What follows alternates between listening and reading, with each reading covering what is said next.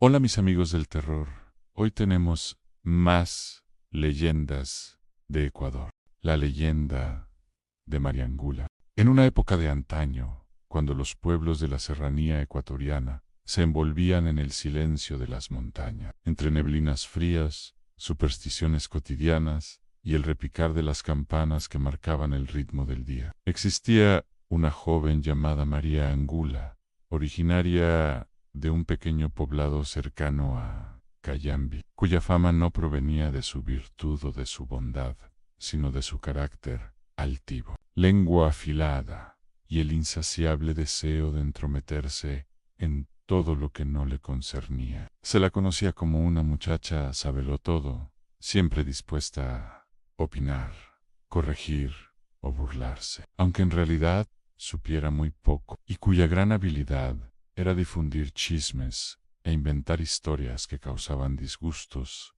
y divisiones entre vecinos. Casada con un hombre sencillo y trabajador llamado Manuel, quien la quería con paciencia infinita, María apenas sabía cocinar o mantener el hogar en orden, pues consideraba esas tareas poca cosa para alguien tan lista como ella, y prefería pasar los días escuchando conversaciones ajenas, metiéndose en asuntos familiares ajenos y menospreciando a las mujeres que, con esfuerzo, sostenían sus hogares con dignidad. Una de ellas era su vecina Dona Mercedes, una mujer mayo, ere y sabia, experta en cocina tradicional, a quien María envidiaba profundamente, pero a la que constantemente ridiculizaba en público, burlándose de sus recetas y presumiendo de saber hacerlas mejor, aunque jamás hubiera aprendido a cocer ni una papa. Harta de los constantes desprecios, doña Mercedes decidió darle una lección, una que no olvidaría jamás.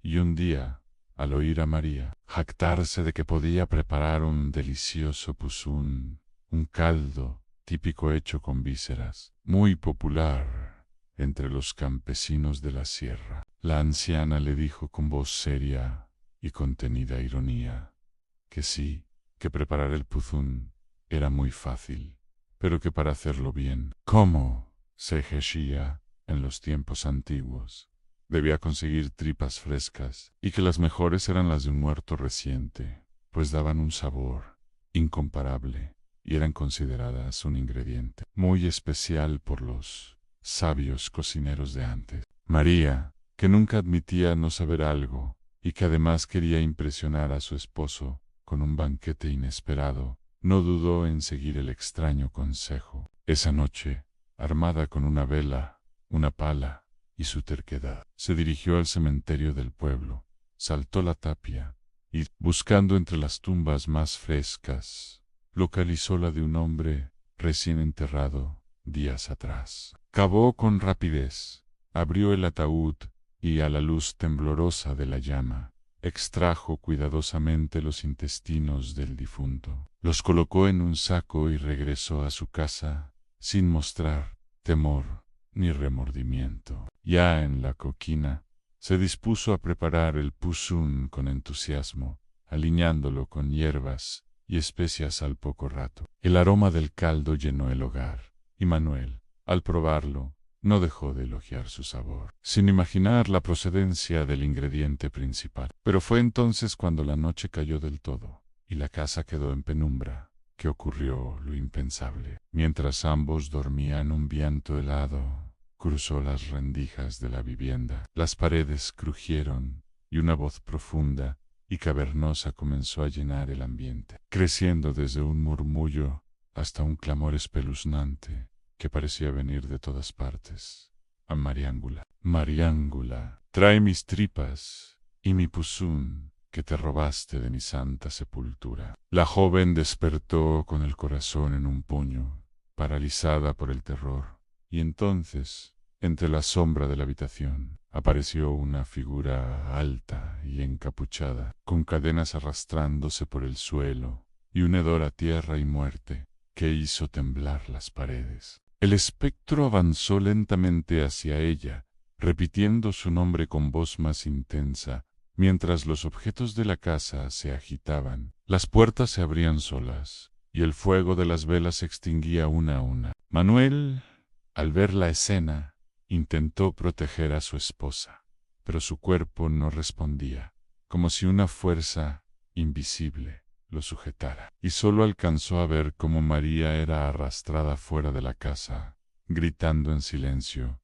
sin que su voz saliera de su garganta, mientras la presencia maldita desaparecía con ella en la oscuridad. Al día siguiente, los vecinos encontraron la puerta abierta, platos rotos, y a Manuel temblando en un rincón, incapaz de explicar lo ocurrido. María nunca más fue vista. Algunos decían que había enloquecido y huido al monte. Otros, que su alma fue llevada al más allá, por haber profanado una tumba, y que su destino fue sellado por el pecado de mentir, robar y deshonrar la muerte. Desde entonces, se cuenta que su espíritu vaga por los cementerios, arrastrando cadenas, llorando por su error, o llamando a otros con su propia voz distorsionada. Hay quienes afirman que si uno camina cerca de los camposantos de noche y escucha una voz que susurra tu nombre 3 veces, Is Mariangula, buscando a quien sustituya el castigo que ella no soporta. Los padres, las abuelas y los maestros contaron su historia durante generaciones, no solo para advertir sobre el respeto que se debe tener por los difuntos, sino también como una lección contra la vanidad, la arrogancia, la ignorancia disfrazada de sabiduría y el mal uso de la palabra, porque en tiempos en que no había redes sociales, bastaba una mentira o una lengua venenosa para destruir familias enteras, o para cavar una tumba propia. Así la leyenda de María Ángula se convirtió en una advertencia viva, no solo contra el chisme, sino contra la costumbre de hablar por hablar, de querer lucirse sin humildad y de jugar con lo que no se entiende. Porque cuando se falta el respeto a los muertos, a la cocina, a la tradición y a la verdad, tarde o temprano, algo viene a cobrarse el precio. Y no siempre toca la puerta. La leyenda del padre Almeida. En pleno corazón del Quito colonial, entre las calles empedradas, faroles tenues y el silencio profundo de la noche quiteña, se levanta uno de los conventos más antiguos de la ciudad, el convento de San Diego. Lugar sagrado que guarda en sus muros no solo rezos y salmos, sino también una de las leyendas más conocidas y contadas de todo el Ecuador, la leyenda del padre Almeida, cuyo nombre ha quedado grabado no por su santidad desde el inicio, sino por su transformación, por su caída y redención. El padre Manuel de Almeida era un joven sacerdote agustino, apuesto, carismático, educado y admirado por muchos, que vestía la sotana con solemnidad durante el día, pero cuyo corazón aún no estaba completamente consagrado. Según cuenta la tradición, durante las noches, cuando el silencio dominaba los pasillos del convento y los demás frailes descansaban, él se escapaba en secreto para dar rienda suelta a sus deseos mundanos. Era joven y lleno de vida, y la vida de clausura no lograba apagar del todo el fuego de la tentación que lo invadía. Descendía cada noche por una cuerda que había instalado cuidadosamente en una de las altas ventanas del convento, la cual daba hacia un callejón oscuro, y desde allí se perdía entre las sombras rumbo al barrio de San Juan, famoso en esa época por sus tabernas, mujeres, música y vino. Con cada escapada, el padre Almeida se alejaba más de sus votos, convencido de que al día siguiente, con una confesión o unas oraciones, bastaría para limpiar sus culpas. Durante años,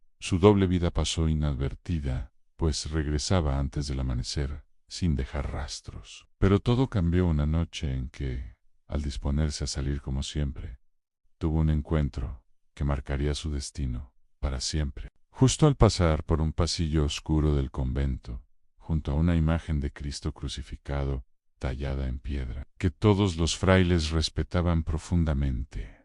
Ocurrió lo inesperado. Mientras amarraba la cuerda y se preparaba para descender, sintió que algo lo observaba con fuerza. Se detuvo Ana al girar la cabeza. Sus ojos se cruzaron con los del Cristo de piedra, que esa noche parecía tener vida. En un momento que parecía eterno, de la imagen salió una voz profunda, solemne y dolorosa que le dijo: «¿Hasta cuándo, padre Almeida?». Aterrorizado, paralizado, sin saber si estaba soñando o si había enloquecido, bajó por la cuerda, temblando. Pero esa noche ya no pudo disfrutar ni del vino, la música, ni de las caricias que tanto buscaba. La voz le retumbaba una y otra vez en el pecho.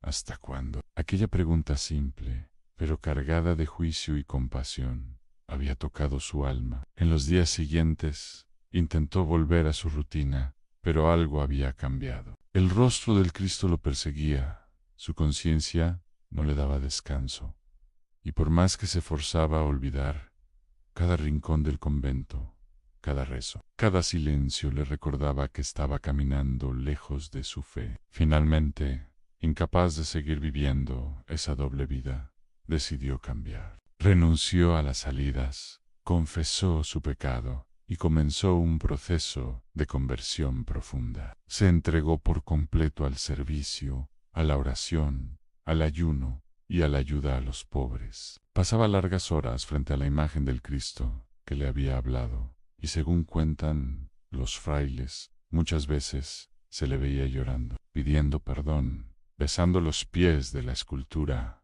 con humildad. Con el tiempo, el padre Almeida se convirtió en un ejemplo de virtud, conocido no solo en Quito, sino en toda la región, no como un santo perfecto, sino como un hombre que supo reconocer su error y redimirse, como alguien que, habiendo probado las tentaciones del mundo, eligió volver al camino del bien. Dicen que murió en paz y que su alma fue recibida por el mismo Cristo, que una vez le habló no para condenarlo, sino para llamarlo de vuelta. Hasta hoy, la imagen de ese Cristo sigue en el convento, y los visitantes que la contemplan aseguran que hay algo en sus ojos, algo que observa, que incomoda, que penetra el alma. Se cuenta que si uno se queda en silencio frente a ella, puede escuchar en su interior aquella voz que no solo fue para Almeida, sino para todo aquel que en algún momento se ha desviado del camino correcto. ¿Hasta cuándo tú? Esta leyenda ha sobrevivido siglos, porque no es solo una historia del pasado, sino un espejo para el presente. Es un recordatorio de que no importa cuán lejos hayamos caído, siempre existe la posibilidad de regresar, de arrepentirse, de cambiar. La historia del padre Almeida sigue viva en las calles de Quito, en los muros del convento y en la conciencia de todo aquel que, al igual que él, alguna vez ha sentido el peso de la culpa y la necesidad de redención. La leyenda de El Tesoro del Diablo en Zaruma, en el corazón de las montañas del sur del Ecuador, en la mística y centenaria ciudad de Zaruma, lugar de vetas doradas y casas colgadas entre el cielo y los abismos. Se guarda una de las leyendas más temidas y respetadas por los mineros, una historia que mezcla ambición, misterio y fuerzas oscuras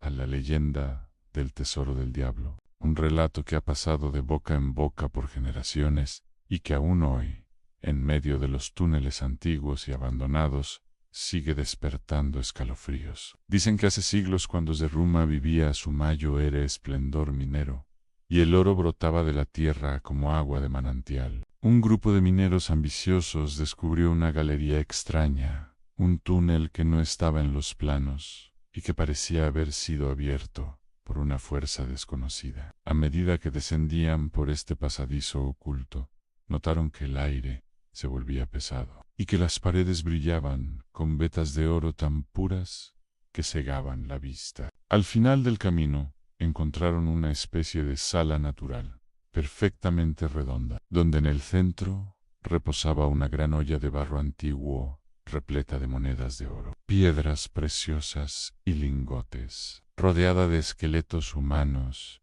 y un símbolo grabado en el suelo, en una estrella de 5 puntas envuelta en un círculo, claramente infernal. Ano de Elos, embriagado por la codicia, intentó tocar el tesoro, pero de inmediato fue lanzado por una fuerza invisible contra la pared. Fue entonces cuando apareció, según el testimonio de los sobrevivientes, una figura oscura, de mirada ardiente y sonrisa burlona, el diablo mismo, quien habló con voz profunda y dijo: este oro es mío y solo será de aquel que esté dispuesto a pagar el precio en su alma. Los hombres, aterrados, intentaron huir, pero no todos lo lograron. Algunos desaparecieron para siempre en la mina, otros enloquecieron, y los pocos que escaparon salieron pálidos, mudos, marcados por el miedo. Desde aquel día, el túnel fue cerrado y maldito, y la leyenda creció. Mineros que han trabajado cerca de esa zona aseguran que por las noches se escuchan voces, risas macabras, y que si uno entra demasiado profundo, puede perder el sentido del tiempo o no volver jamás. Hay quienes aseguran haber soñado con el tesoro, y al regresar a buscarlo, jamás fueron vistos de nuevo. Incluso algunos dicen que ciertos hombres que se volvieron ricos de la noche a la mañana en Zaruma nunca dijeron cómo, y que sus fortunas son fruto de pactos sellados en la oscuridad, con sangre y con fuego. Otros testimonios hablan de una luz que parpadea bajo la tierra, como si el oro aún respirara en lo profundo, esperando a su nuevo dueño. Pero todos saben que ese tesoro no puede ser tomado sin pagar un alto precio, porque no es un tesoro común, es un tesoro maldito, un cebo para los codiciosos, un anzuelo para el alma humana. El diablo, dicen, no obliga, solo ofrece, y cada quien elige si aceptar o no. En Zaruma, esta leyenda no es solo un cuento de viejas, es parte del alma del pueblo, del respeto profundo que se le tiene a la tierra y del miedo antiguo que aún vive en los corazones de los mineros. Hay familias enteras que han prohibido a sus hijos acercarse a ciertas minas, incluso si están cerradas, porque saben que no todo lo que brilla es bendición. Y aunque el tiempo ha pasado y muchas de las minas ya no producen como antes, la historia del tesoro del diablo sigue viva, contada al calor del fogón o en las frías madrugadas, cuando el trabajo subterráneo se detiene por un momento y la oscuridad parece susurrar secretos. Se dice que cuando alguien está a punto de encontrar el tesoro, una figura se aparece en los sueños, ofreciendo riqueza eterna a cambio de una sola palabra: acepto. Algunos despiertan sudando, otros nunca despiertan. Y así, entre la realidad y la leyenda, el oro encantado de Zaruma permanece, intacto, oculto, envuelto en misterio y protegido por el mismísimo diablo, esperando a aquel que tenga la ambición suficiente para buscarlo y la locura suficiente para pagarlo.